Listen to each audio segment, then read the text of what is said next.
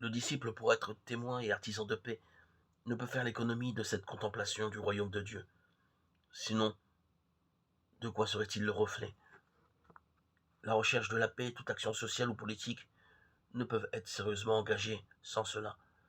En dehors de cette démarche, le risque est grand de ne pas aller au fond des choses.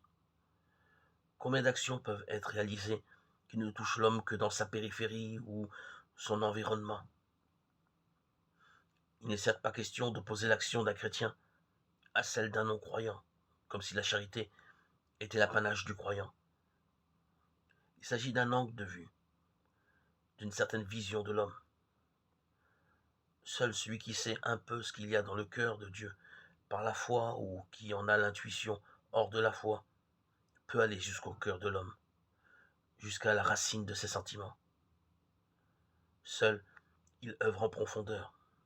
Le disciple, dans la mesure où il vit sa foi, apparaît alors comme une certaine référence. Référence au projet de Dieu, référence au désir profond de l'homme, que celui-ci ne réalise pas nécessairement lui-même. C'est dans la mesure où le disciple contemple le royaume qu'il est référence.